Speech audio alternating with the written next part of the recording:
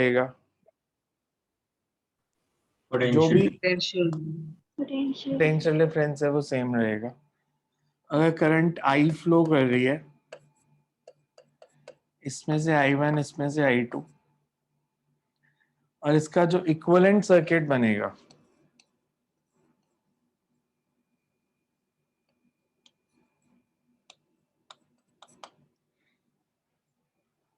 तो अगर देखो तो this is quite similar to resistance. पहले समझ लो फिर ऊपर थोड़ी सी स्टोरी लिखनी है। मैथमेटिकली मैं कह सकता हूं I will be equals to I1 plus I2। तो di by dt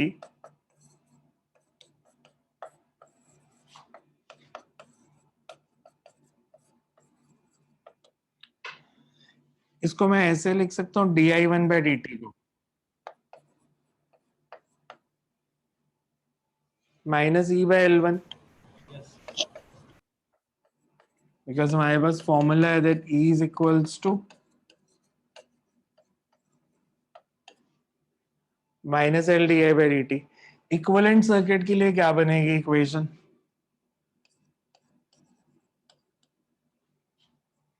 di by dt is equals to, so you can say that means these formulas are same as that of resistance या capacitor?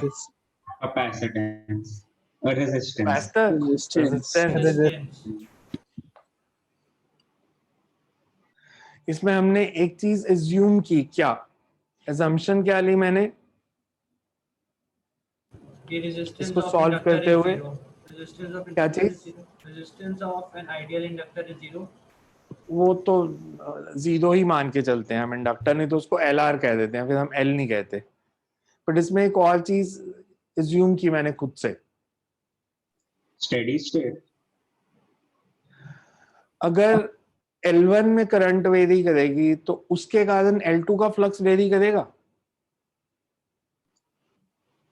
Yes sir. मैंने assume किया कि इन दोनों में आपस में mutual inductance नहीं है। और क्यों किया? क्योंकि बोर्ड कहता है कि इसको ऐसे ही कराओ कि assume there is no mutual inductance between the coils। नहीं तो हम इंड्यूस्ड ईएमएफ को minus L D I by D T नहीं सिर्फ लिख सकते ना, इंड्यूस्ड ईएमएफ म्यूचुअल इंडक्शन के कारण भी आ रही है, तो वो थोड़ा कम्प्लेक्स हो जाना था पैरेलल कॉम्बिनेशन में, इसलिए उन्होंने कहा कि इसको निग्लेक्ट कर दो म्यूचुअल इंडक्टेंस को। सो सिर्फ पहले लिख लो इंडक्टर्स इन पैरेलल और सिर्फ ये डायग्राम बनाओ, फिर थोड़ा सा ऊपर वो कंसेप्ट लिख देंगे, फिर नीचे सॉल्व करते हैं। इंडक्टर्स इन पैरेलल, सिर्फ डायग्राम बना लो अभी।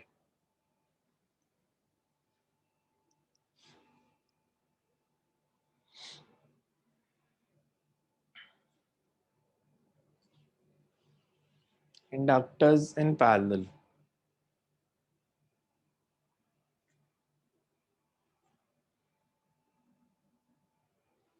So you can write inductors are said to be connected in parallel if inductors are said to be connected in parallel if potential difference across their two ends is same. If potential difference across their two ends is same,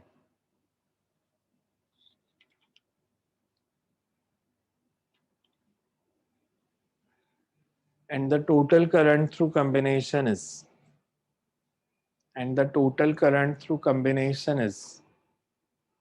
sum of current through individual inductors.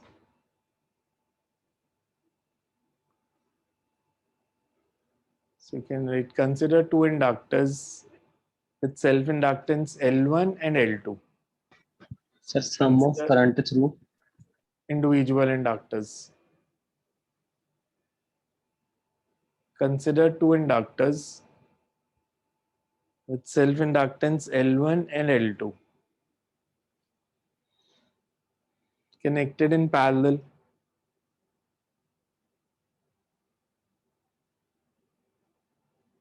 between 2 points A and B as shown in figure. Sir self induction के बाद क्या बोले थे with self induction?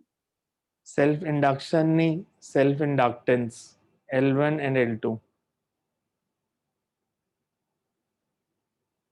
connected in parallel between 2 points A and B as shown in figure.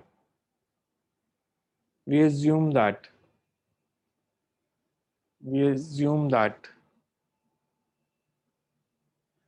there is no mutual induction between the two coils. We assume that there is no mutual induction between the two coils and EMF across their ends. And EMF across their ends is only self-induced EMF. EMF across their ends is only self-induced EMF.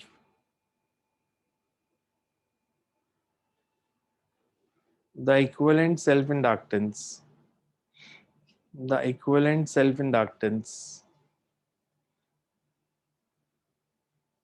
is L equivalent as shown. Then you can write mathematically.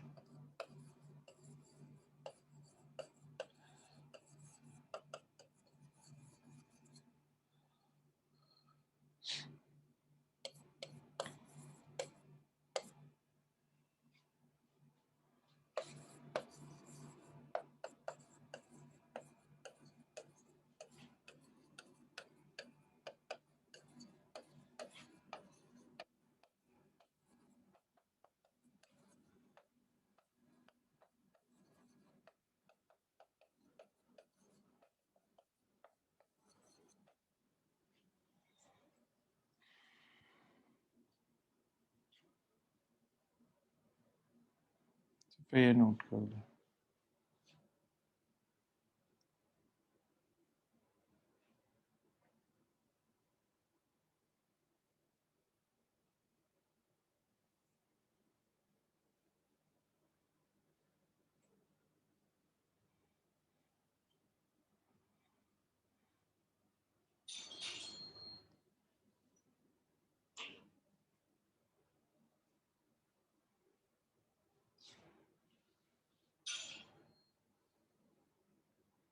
Next is series combination.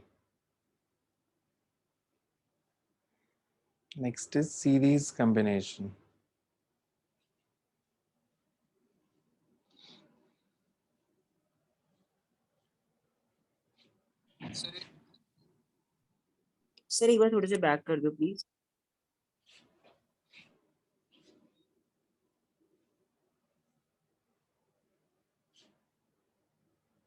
Thank you sir.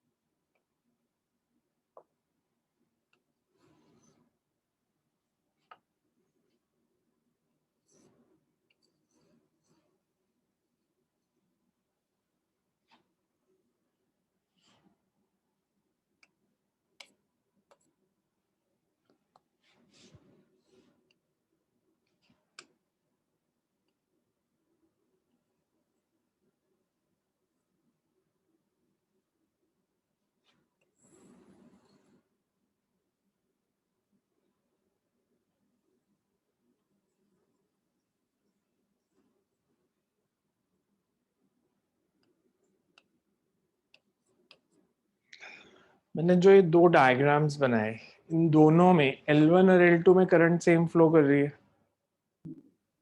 हाँ जी. But फर्क क्या है फिर? Sir direction का फर्क आ जाएगा, पहले वाले में सेकंड वाले के अंदर ऑपोजिट डायरेक्शन में फ्लो करेगी करंट। उससे हमारी डेरिवेशन में क्या फर्क आएगा? Send used EMF opposite direction में हाँ जी होगी। Sir, induced EMF opposite direction में जाएगी। मतलब समझ नहीं आया मेरे को।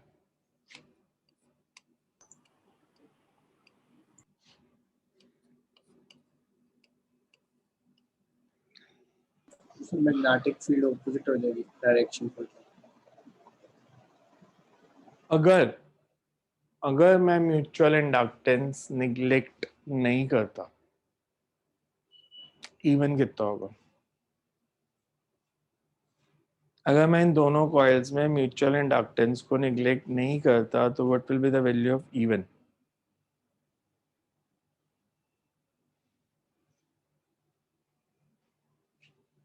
L1 into di by dt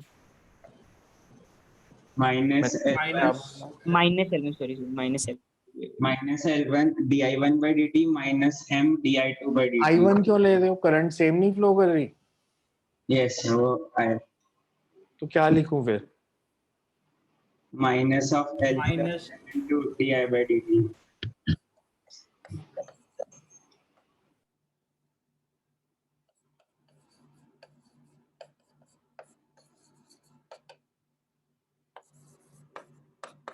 मैंने कहा अगर म्यूचुअल इंडक्टेंस निग्लेक्ट नहीं करनी तो self induced EMF L1 di by dt mutually induced EMF m minus m di by dt। इधर क्या हो जाएगा? अब मेरे को बहुत ध्यान से इसका रीजन बताना, इधर मैंने प्लस क्यों किया।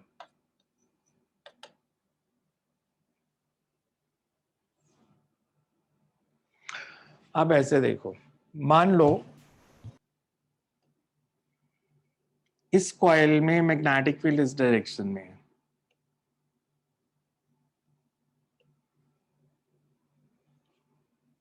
इसमें भी सेम ही होगा क्योंकि करंट की डायरेक्शन सेम है। अगर ये बढ़ेगा तो इसमें भी मैग्नेटिक फील्ड बढ़ेगा, इसमें सेल्फ इंड्यूस्ड ईएमएफ होगी जो इस मैग्नेटिक फील्ड को अपोज करेगी। मतलब इसके इस इंक्रीजिंग फील्ड के कारण इंड्यूस्ड मैग्नेटिक फील्ड किस डायरेक्शन में होगा? अगर ये इंक्रीज कर रहा है, अगर ये फील्ड इंक्रीज कर रहा है, लेफ्ट साइड इंक्रीजिंग के कारण इंड्यूस्ड फील्ड इस डायरेक्शन में होगा। ये इंक्रीज करेगा तो इंड्यूस्ड फील्ड किस डायरेक्शन में? सेम या डिफरेंट? सेम। सेम। अब इधर क्या हुआ, जब मैंने ऐसे कनेक्ट किया, इसका मैग्नेटिक फील्ड इधर है, इसका मैग्नेटिक फील्ड इधर है। अगर ये बढ़ेगा तो इसका अपना सेल्फ इंड्यूस्ड मैग्नेटिक फील्ड किस डायरेक्शन में होगा, और ये बढ़ेगा तो इसको अपोज कैसे करें? Right। right मतलब वो इसको सपोर्ट करने लग गया, प्लस आ गया। इधर दोनों के कारण जो इंड्यूस्ड फील्ड था उसकी डायरेक्शन सेम थी, दोनों इसको अपोज कर रहे थे। इसमें ये इंड्यूस, इसका सेल्फ इंड्यूस्ड ईएमएफ तो अपोज कर रही है, म्यूचुअली इंड्यूस्ड ईएमएफ सपोर्ट करने लग गई। आया समझ? हाँ जी सर। Yes। तो मैं E2 को क्या लिखूं फिर इधर?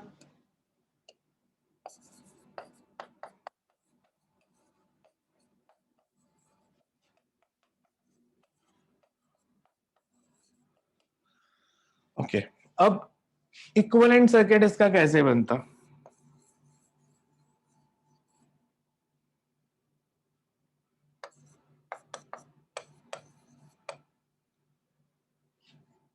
Equivalent EMF is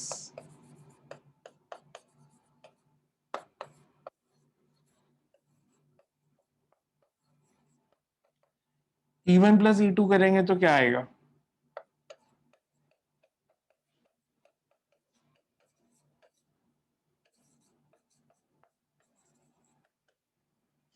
L equivalent becomes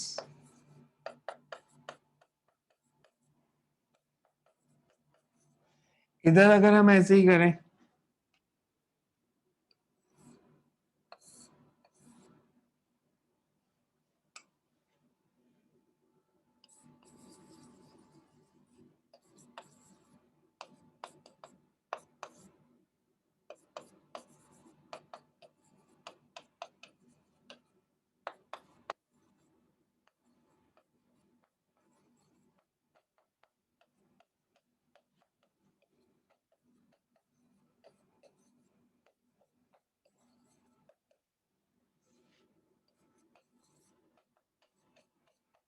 तो पेपर में आप देखना कि कनेक्शन कैसे किए हैं सीरीज में, दोनों वे में किए होते हैं। तो दो फॉर्मूले बन गए सीरीज के। समझ में आया दोनों में फर्क? Yes.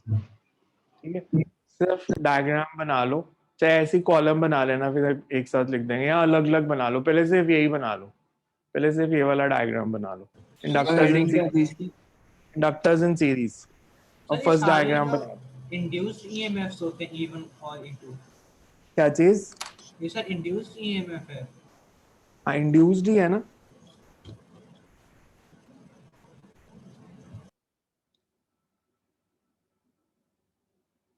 सर जो बी आई है वो इंड्यूस्ड मैग्नेटिक फील्ड है। इंड्यूस्ड मैग्नेटिक फील्ड है।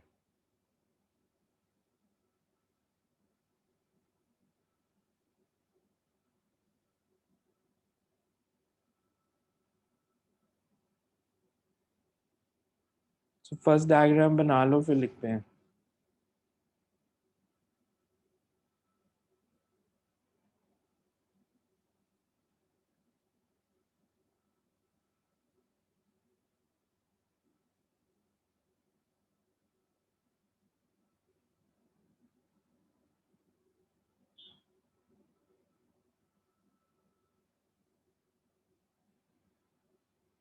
So you can write, consider two inductors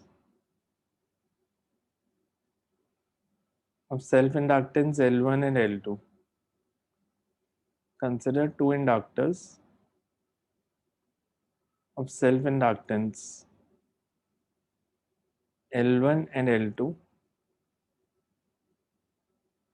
connected in series in such a way that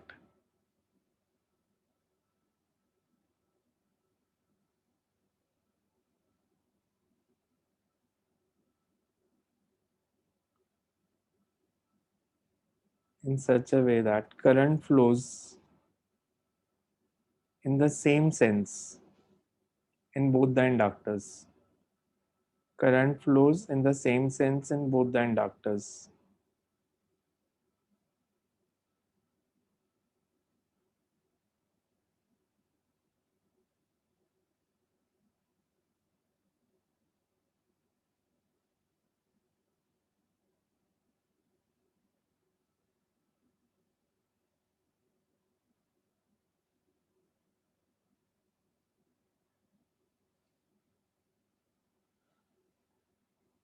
As shown in the figure, the equivalent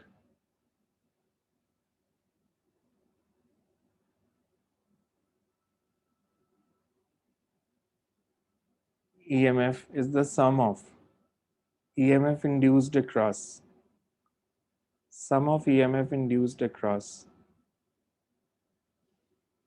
both the inductors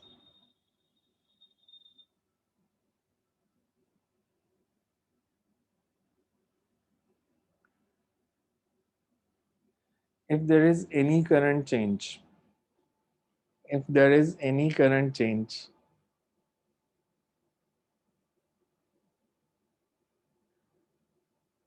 in the inductors,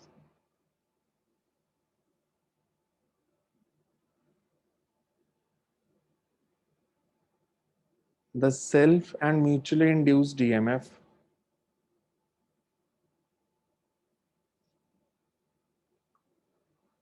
both will oppose that change. Both will oppose that change.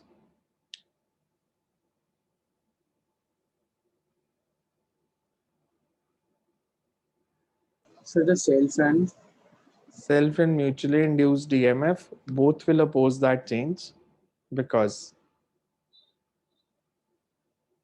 magnetic field intensity due to current flow in both the coils is in same direction. Magnetic field intensity due to current flow in both the coils is in same direction.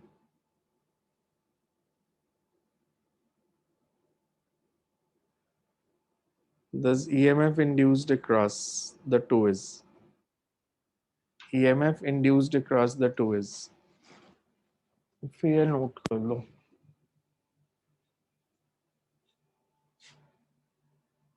ये वाली side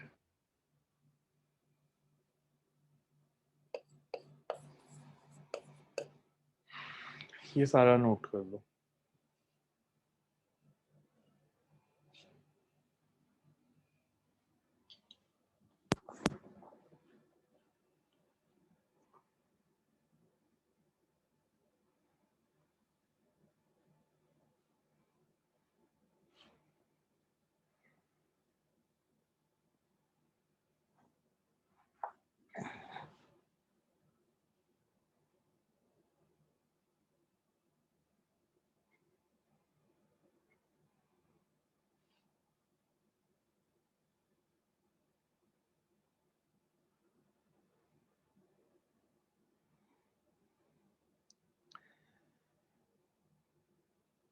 ये जो हमारा part खत्म हो रहा है electricity magnetism plus 11th का मैकेनिक्स नॉर्मली आप जब कंपटीशन का प्रिपेयर करते हो ना सब जनरल हर साल यही होता आप इलेक्ट्रिसिटी मैग्नेटिज्म और मैकेनिक्स की प्रिपरेशन में अपना रफली फिजिक्स का 60 to 70% टाइम डिवोट करते हो बिकॉज ये न्यूमेरिकल बेस्ड चैप्टर्स हैं ज़्यादा इनमें से पेपर आता है 40 to 45% और जो बाकी का सिलेबस है इसको छोड़ के मतलब 11th का ग्रेविटेशन के बाद वाला 12th का इसके बाद वाला उसमें से 60% के आसपास पेपर आता है 55 to 60% उसको हम 30% टाइम डिवोट करते हैं तो वो रेशो थोड़ी बैलेंस करके रखना बिकॉज जो 11th के लास्ट के चैप्टर हैं अब 12th के बाद के चैप्टर हैं इनकी वेटेज इलेक्ट्रिसिटी मैग्नेटिज्म और मैकेनिक्स दोनों से ज्यादा है ये दोनों मिला के भी 11th के फर्स्ट 6 चैप्टर और 12th के फर्स्ट 5 चैप्टर ये मिला के 40-45% पेपर ही आना और बाकी के में से 55 to 60% आना टाइम की रेशो हमने उल्टी रखी होती है और अगर आपने ध्यान से पढ़ा होगा 11th का वेव्स मेरे को लगता है मेजॉरिटी सबका वीक है थर्मोडायनामिक शायद ठीक है सबका बट वेव्स वीक है सिमिलरली 12th में भी ऑप्टिक्स जनरली लोगों का वीक रह जाता है बिकॉज जब मैं ऑप्टिक्स शुरू कराता हूँ आप अभी इलेक्ट्रिसिटी मैग्नेटिज्म के क्वेश्चन ही कर रहे होते हो so you can write next लिखो सेकेंड डायग्राम बना लो नेक्स्ट पैराग्राफ में लिखते हैं इसको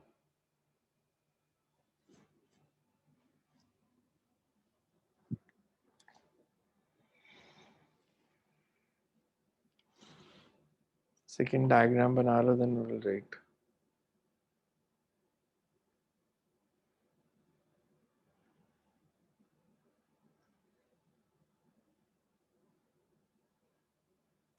सेकेंड वेव द हाँ जी सर जैसे हम रेजिस्टर्स में इक्विवेलेंट डायग्राम बनाते थे इसमें नहीं बना सकते ना इक्विवेलेंट मतलब अच्छा जैसे वो कॉम्बिनेशन वाले क्वेश्चन आते थे सीरीज पैरेलल वाले जैसे इसमें तो अरेंजमेंट पे भी डिपेंड कर रहा है ना हाँ इसमें नहीं आते इसमें बिकॉज हमेशा सेल्फ इंडक्टेंस इस पे डिपेंड करती है कि करंट की डायरेक्शंस क्या हैं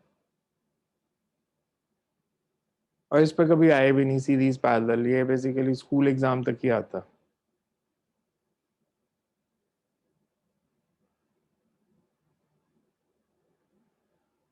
आप अगर कभी ध्यान से देखोगे ना आपके पास अगर यूनिवर्सिटी फिजिक्स या रेसनिक हॉलीडे है उसमें बहुत सारे टॉपिक नहीं है जैसे ये वाला टॉपिक नहीं होगा उसमें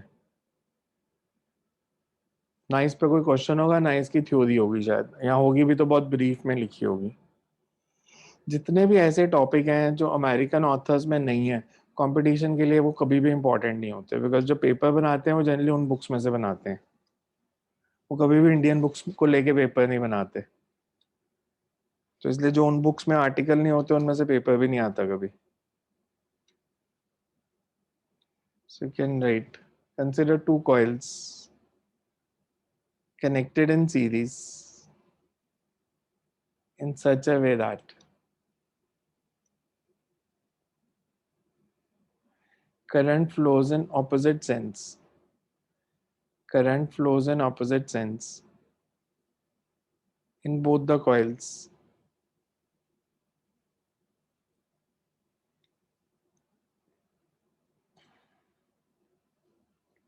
Which implies that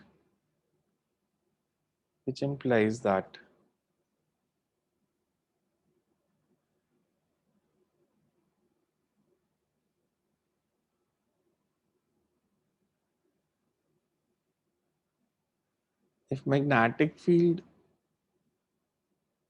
in L1 increases in one direction,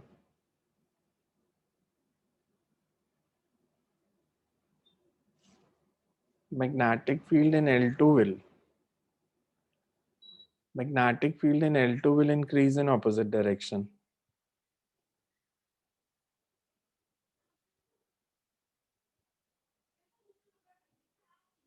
Thus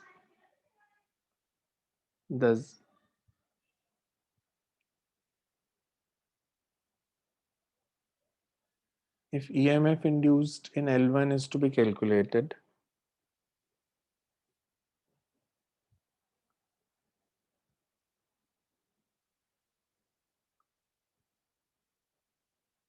sir EMF induced in के बाद क्या बोला था? L1 is to be calculated. EMF induced in L1 is to be calculated.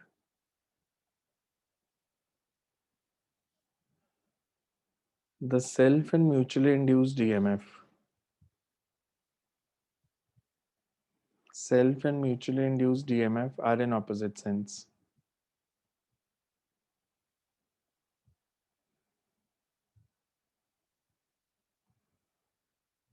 Similarly, we can explain for L2.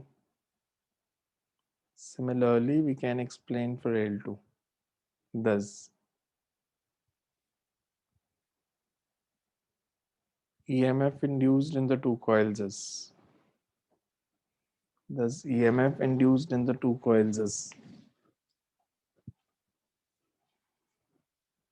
So ये note कर लो.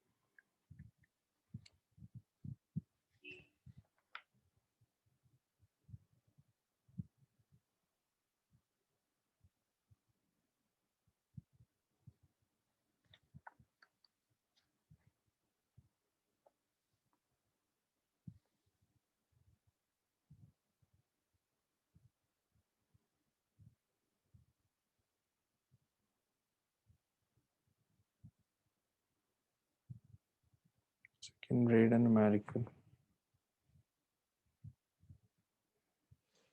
A square loop of side 20 centimeter is initially kept 30 centimeter away from a region of sir कितने centimetre? 30 centimeter away from a region of uniform magnetic field of 0.1 Tesla as shown.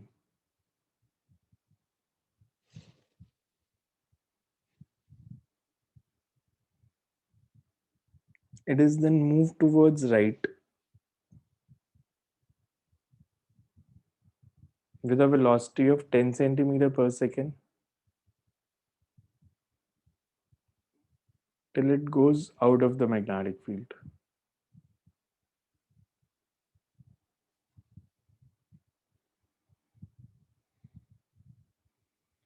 Plot the graph showing variation of A part. Magnetic flux with time. B part. Induced EMF with time.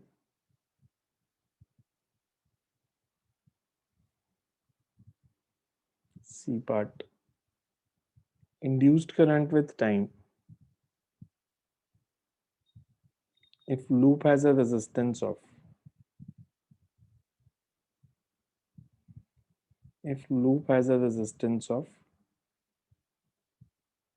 0.1 ohm.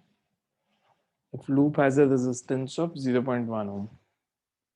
Board का previous year question है, 2 बार ही आया board exam में. हमारे को ऐसे given है.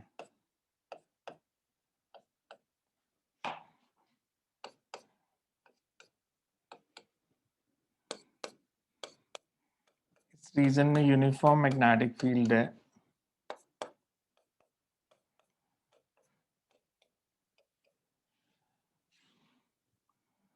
और इस रीजन की जो विड्थ है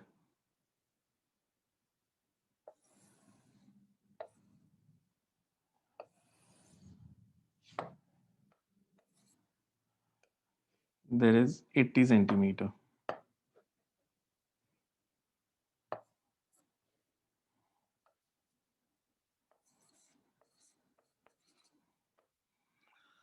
हमारे पास एक स्क्वायर लूप है.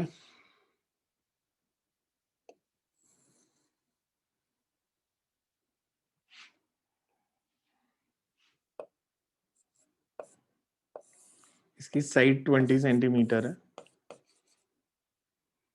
And it's at a distance of 30 centimeter from this. Moving with 10 centimeter per second.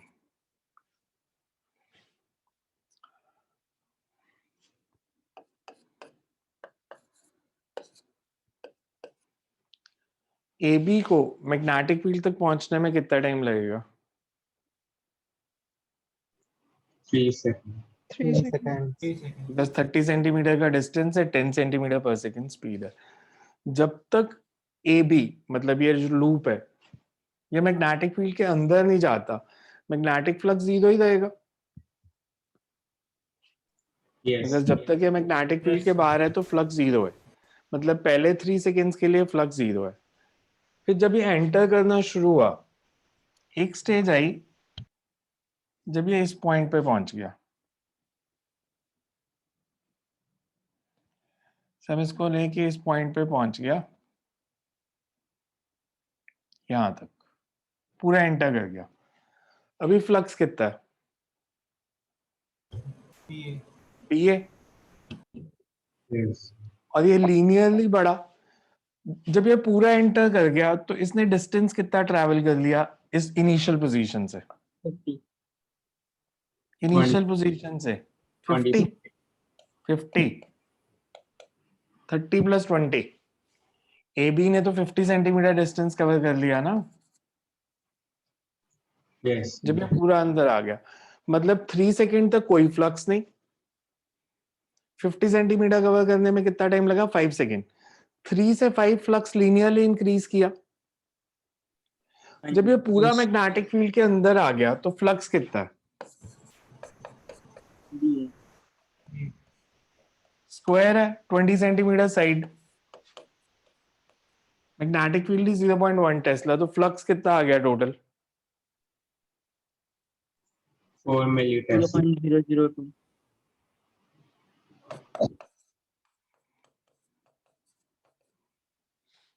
4 into 10⁻³ Tesla. और ये फ्लक्स इतना ही रहा जब तक ये मैग्नेटिक फील्ड के अंदर है, जब तक ये इस पॉइंट पर पहुंचा. इधर तक पहुंचने में टोटल डिस्टेंस कितना ट्रैवल कर लिया, ये बाकी का डिस्टेंस कितना है? 60. 60 centimeters. 60 6 सेंटीमीटर। सेकेंड्स लगे, मतलब यहां पहुंचा ये t इज इक्वल्स टू 5 पे, यहां ये पहुंच गया t इज इक्वल्स टू 11 पे। तो 5 से 11 तक फ्लक्स कांस्टेंट है।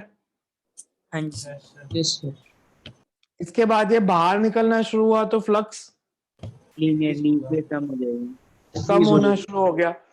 जब ये पूरा बाहर आ गया,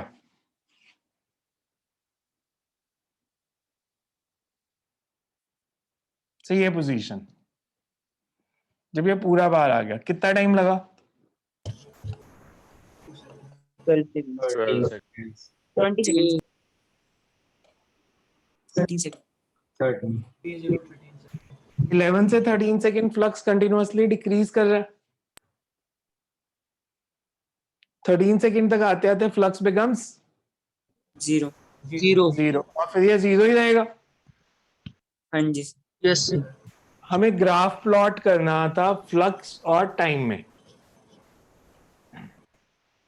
हमें मैग्नेटिक फ्लक्स और टाइम में ग्राफ प्लॉट करना था। तो इस एक्सिस पे हम टाइम ले रहे हैं, इधर मैग्नेटिक फ्लक्स ले रहे हैं। मैग्नेटिक फ्लक्स बढ़ा है 4 इंटू 10⁻³ टेस्ला तक।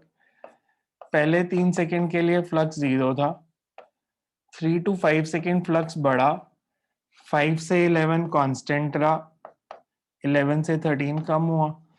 तो ग्राफ जो बनेगा that will be of this shape.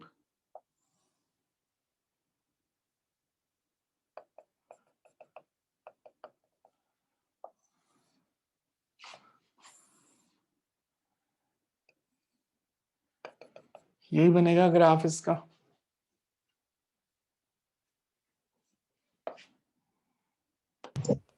Yes. Yes. ठीक है ये। अब यही एक सिर्फ ग्राफ इंपॉर्टेंट था, बिकॉज बाकी अब इसके साथ हम कोरिलेट करके बना सकते हैं।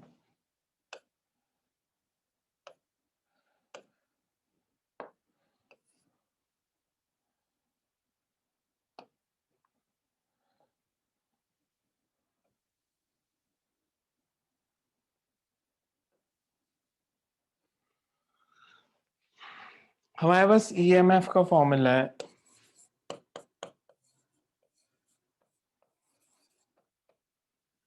d∅dt। ईएमएफ इंड्यूस्ड पहले 3 सेकेंड्स में कितनी? पहले 3 सेकेंड्स में फ्लक्स 0। जीरो है, तो ईएमएफ इंड्यूस्ड भी जीरो ही होगी हाँ जी sir. Yes, sir. First 3 seconds में। 3 to 5 जब d∅dt फ्लक्स बढ़ रहा है, d∅dt पॉजिटिव है, तो ईएमएफ इंड्यूस्ड नेगेटिव होगी। हाँ जी Yes. सर। Yes, इसका sir. मैग्नीट्यूड कितना होगा? BLV, हाँ जी सर। मोशनल ईएमएफ इंड्यूस्ड जो आएगी that will be BLV from t is equals to 3 to t is equals to 5 seconds, या माइनस BLV अगर हम बात करें तो, बिकॉज ये पॉजिटिव है तो ये नेगेटिव में आएगी। So this comes out to be minus 0.2.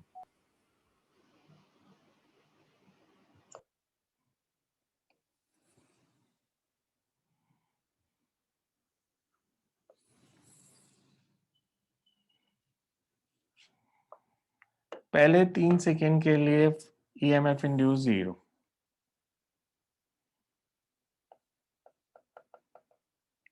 Three to 5 second EMF induced is minus 0.2, 5 to 11 flux constant है तो ईएमएफ इंड्यूस्ड 0.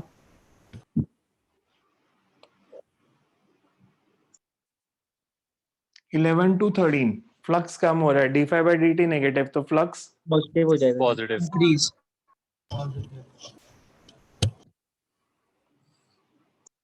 और 13 सेकेंड के बाद 0. 0। 0.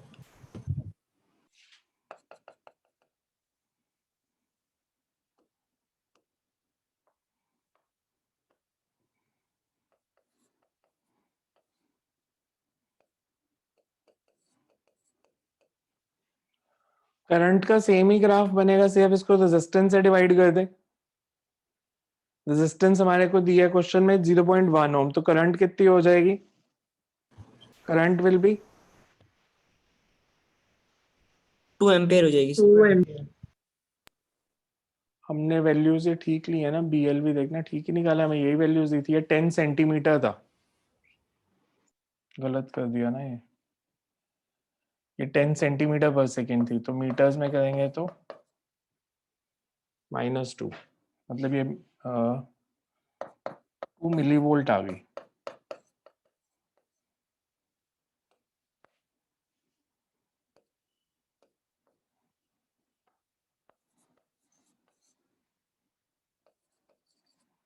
करस्पॉन्डिंग करंट कितनी हो जाएगी अगर रेजिस्टेंस 0.1 ओम है तो? 2 × 20 10 मिली एम्पियर, -20 मिली एम्पियर और +20 मिली एम्पियर, और ग्राफ सेम ही बन जाएगा।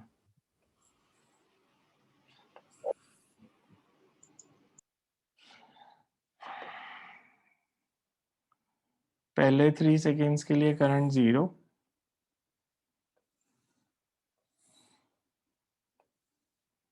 3 to 5, 5 to 11,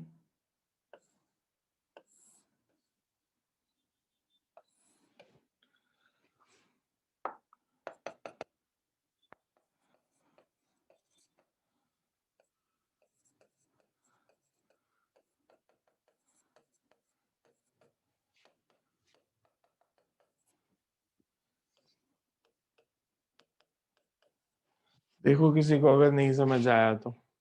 क्लियर है सबको ये तीनों ग्राफ? हाँ जी सर। जब ये पूरा अंदर आ जाता है कॉइल मैग्नेटिक फील्ड के, तो मोशनल ईएमएफ होती नहीं है, कैंसिल हो जाती है? सर कैंसिल हो जाती है बिकॉज ए बी और सी डी की कैंसिल हो जाएगी, होगी तो सही बट इट कैंसल्स आउट। और लॉजिकली हम कह सकते हैं कि जब वो पूरा अंदर है तो फ्लक्स कांस्टेंट रहता है, फ्लक्स कांस्टेंट रहता है इसलिए ईएमएफ इंड्यूस नहीं होती। इसमें देखो अगर कोई डाउट है कुछ पूछने वाला तो। एक बार कैंसिल करने वाला बता दें। मतलब अगर ए बी सी डी को मैं ले रहा हूं तो दोनों में सेम सेंस में ईएमएफ इंड्यूस होगी, ऑपोजिट सेंस में? जब ये मैग्नेटिक फील्ड के अंदर आ गया पूरा,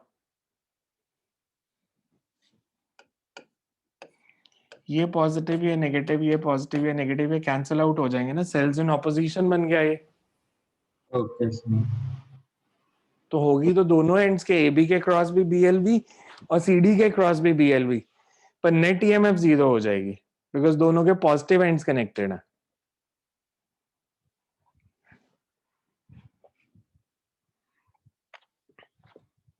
next to right,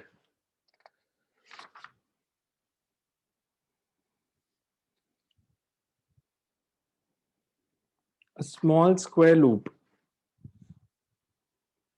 of side L is placed inside a large square loop of side capital L.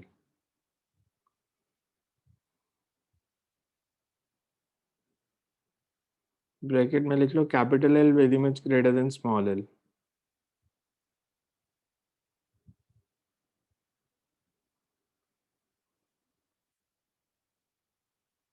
The loops are coplanar and the centers coincide.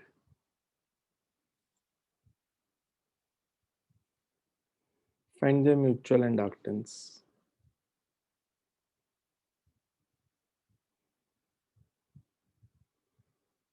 Find the mutual inductance.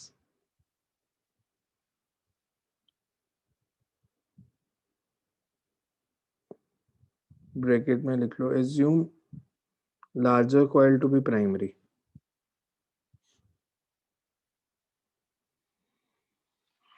Question समझ आया?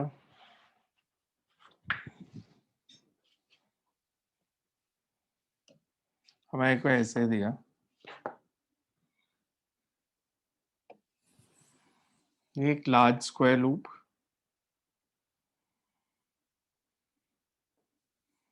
और इसके centre में एक small square loop.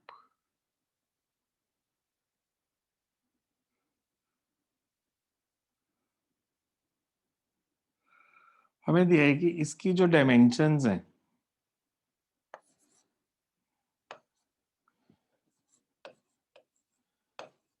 so that you can assume magnetic field on smaller coil to be constant.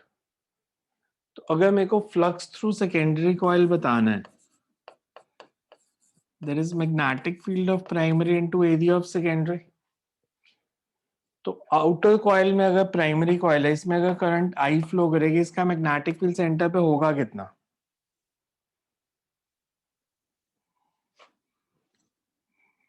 एक side का निकाल के 4 से मल्टीप्लाई,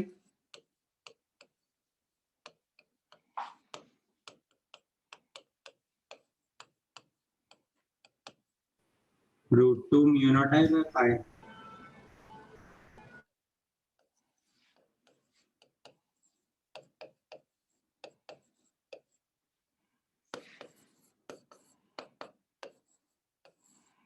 फॉर्मूला हमारे पास है mu naught I upon 4 pi into L by 2 sine 45 plus sine 45, यही बनेगा फॉर्मूला। क्लियर है ये सबको?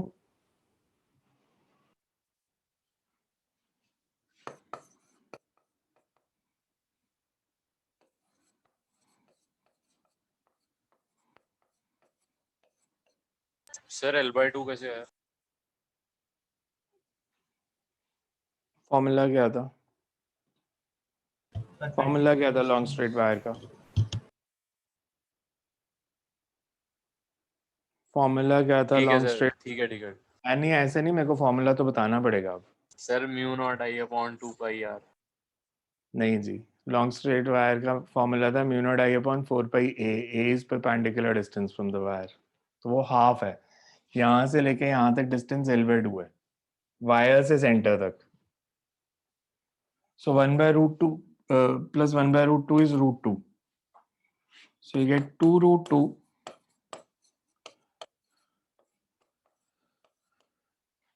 mu naught I by pi L. Flux through secondary coil.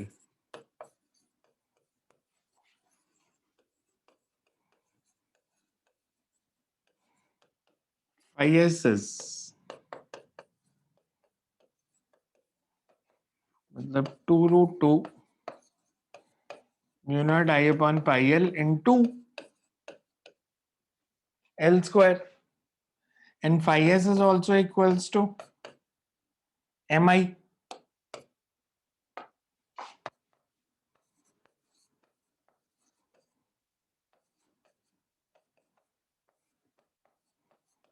M comes out to be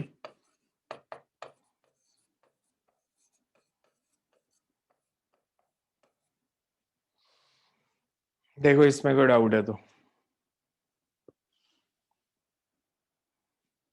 clear सबको कि फ्लक्स थ्रू सेकेंडरी कॉइल निकाल के हमारे पास फॉर्मूला होता है flux through secondary coil is, हमने ऐसे लिखा था, तो इसमें आईपी जो है आई के इक्वल है। देखो कुछ पूछने वाला है तो ये सबको रीजन समझ आ रहा है ना कि इनर लूप को स्मॉल क्यों लिया है? अगर मैं उसको लार्ज लेता तो सेल्फ इंडक्टेंस अगर मैं इनर लूप को लार्ज लूंगा तो बी वेरिएबल हो जाएगा हर पॉइंट पे, कि सेम मैग्नेटिक फील्ड नहीं रहेगा लूप के अंदर। तो इसमें हमने इसलिए उसका साइज बहुत स्मॉल लिया सो दैट अब मैग्नेटिक फील्ड एट सेंटर का फॉर्मूला लगा सको, बिकॉज ये जो मैंने बीपी निकाला this is magnetic field at the centre of coil. जितना बड़ा लूप कर दोगे एरर उतना बढ़ता जाएगा।